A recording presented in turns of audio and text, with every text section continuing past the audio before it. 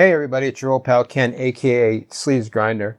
Just a reminder, we have a new podcast. It's called the Heavy Leather Record Club, and every week we talk to you about records, about vinyl, about new music, and we'd love for you to listen. And there's a link to the show in the description. So please, after you watch the video, go and check out the podcast. Because it's fun and I think you'll like it. Now, obviously we talk about new releases on the show, so I thought I would show you some new releases since, rock and roll is also a visual medium, especially when we're talking about physical releases. So we're going to do that. I have like 5 or 6 to show you. The first one is by a veteran band. And here's what happened. I mean, I kind of feel a little ripped off. But that's kind of par for the course as well. So it's the new Def Leppard record. It's called Diamond Star Halos, which is obviously an allusion to T-Rex. And the initial single, Kick, which is also a video that you can watch, great song. Not exactly a return to form, but a Def Leppard taking on a kind of 70s glam, and it was great, and I loved it, and that's hence why I ended up getting the record. Now there was a second single, and it wasn't quite as good, which is a little worrisome, and that was also it. Now, if you talk about a comparable band, like say the Scorpions just made their comeback record, Rock Believer. They had 4 or 5 singles before the album came out, and every single one of those singles were bangers. So you knew what you were getting into when you bought the record. Not so much with Diamond Star Halos, and guess what? Turns out that was probably a reason for that. So I'll just show it to you. Here it is, Diamond Star Halos. It's a double album. It's a gatefold. Gatefold's got tattoo flash for some reason in it. I'm sure there are other variants, but mine is just black with it's got inner sleeve with lyrics. But here's look, there they are on the back. And this is the right move, by the way, image-wise. As rock bands get older, it's harder and harder to maintain whatever image you had when you're younger, especially if the whole idea was being young and good-looking. Now you're older. You got to get more formal. So, ties and the blazers, that is the way to go. You get more and more, if you want to stay relevant and cool as you get older, you get more and more formal. So at the end of it, when you're in your 70s, you look like Leonard Cohen or William Burroughs, something like that. Anyway, this record has one really good song, a couple of okay songs, and the rest is mush. The rest is ballads. The rest is AOR and country rock. And now they made this thing in isolation. They weren't in the same room together. Everybody's writing their own songs, and everybody showed up with what they showed up, and this is what we ended up with. And it cost me $40. Would have cost me, I bought it online. It would have cost me even more if I bought it at the record store. But, in a way, that's in sort of the heyday of the music industry, the 70s and 80s. Late 70s when I first started buying records myself, that's what happened. You heard, a song on the radio, you like the band, you go and get the record. Maybe it's only got one good song, and that's what you got. $40 is a hefty price to pay for not a great record, but still, that's what happened. I don't know what I expected. I expected Pyromania. Of course, that's what I expected. It's not what I got. If you want one really good song and pay $40 for it, Def Leppard's Diamond Star Halos. Now, that doesn't mean that a veteran band in their 5th or 6th decade of rock and roll can't make new and vital music, because I have a case in point right here, which is Creator's new record, Hate Uber Alles.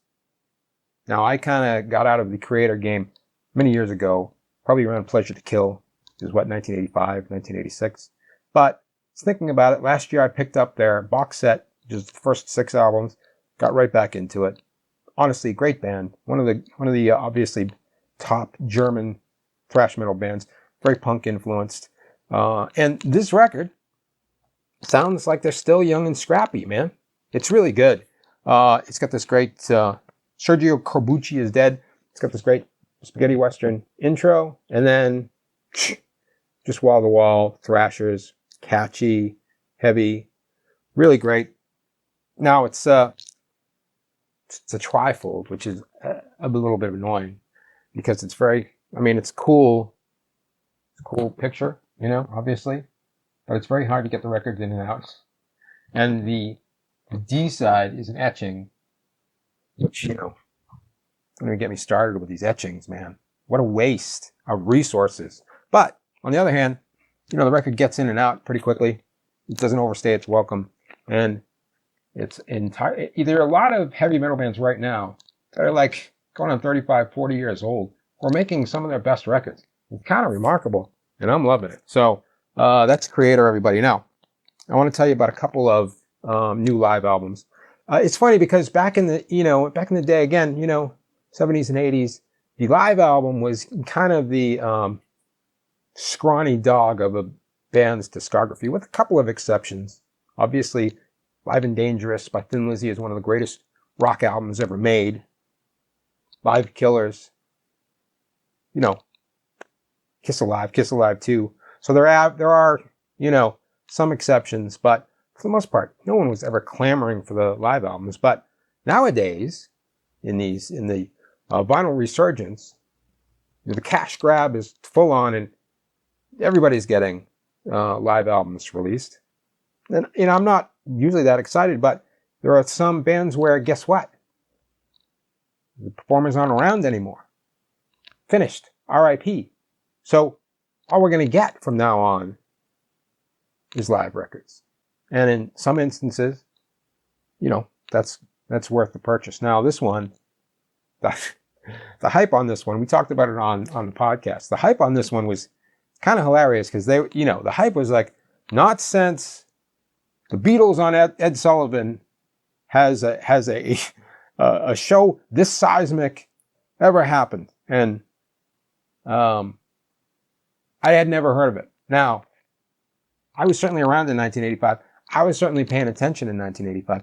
I do not remember Prince at the Carrier Dome in Syracuse, New York, but they hyped it up as being just an incredible performance. And so here we are. Obviously, it's during the Purple Rain tour, so obviously worth hearing, but I just don't remember it as being this, huge event. It was on TV, apparently.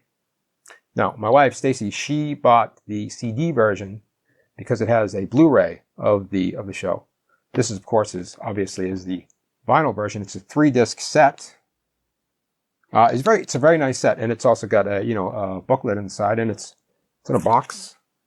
It's nice. It's very nicely done. It's got gold inlay on Prince and the Revolution here, and it's got all bangers. It's a really good performance. Now, it's not the greatest quality. It says it was remastered for vinyl. It doesn't sound that remastery to me. It's a little muddy, but not terrible. Listenable for sure. But fantastic performance. Really great performance. And as far as live albums go, pretty great. Could have used something higher fidelity, but it's okay. They did what they could. And there's another live album, and it's the same situation. It's Amy Winehouse, live at Glastonbury, 2007. I'm sorry, I haven't figured out exactly where to put covers yet. This one is a little more for the price I paid. It's kind of low budget. It's 2 LPs just inside one. It's not a gatefold or anything, and the inner sleeves are just kind of pretty generic. Some random photos and credits on it, and that's basically it. But obviously Amy's gone. There's nothing left in the vaults. All we're going to get from here on in is live stuff, but even live Amy is better than no Amy. One of the all-time great neo-soul singers. And again, this one is just full of absolute bangers. Now, Glastonbury is the open air festival. So, and the sound on this is actually very good. So, it probably sounds better than the people that were there heard, So, I got no complaints with the clarity at all. And the performance was great. And this was, she was still kind of happy at this one. She was in Glastonbury in 2008 as well. 2008, it was already the kind of tragic Hollywood version of Amy was already there. It was already happening before our very eyes. But this one, she was still coming up. Anyway, Great tracks and just a really good record. If you like Amy Winehouse, you'll certainly like this one. And by the way, there are a lot of really good neo-soul singers that have come up since Amy Winehouse. So, don't despair. It's not like it's over because she's gone. 2011, by the way, is when she left this earthly plane. Complications from alcohol use. Maybe someday I'll talk about some of those neo-soul singers. I think that would be a worthwhile endeavor in the future. And I got a couple of metal new releases to talk about. First one is Apostle of Solitude, which is an Indiana doom metal band. And this one is really smooth. It's melodic doom, very much in the traditional, Witchfinder General Trouble sort of mode. Like very clean vocals. It's just a really nice, dreamy, smooth doom album. Doom is to me, very soothing. I think, obviously it can be emotionally heavy, but I just found this a really relaxing listen. Doesn't reinvent anything, but it's a good record, and it's a very nice, silver inlay and all that kind of stuff. And finally this week, in new releases, I want to talk about Beast. Danish death metal band Beast, Justitia, which is an EP. 5 songs. One of them is an instrumental version of one of the songs from Necrosapiens. One is a cover. And then there's 3 new songs. And there are 2 guest vocals on it. So it's a real interesting mixed bag. So Beast, to me, kind of important because I had really gotten out of the extreme metal thing. And honestly, for like decades. Like since, I don't know, Celtic Frost or something.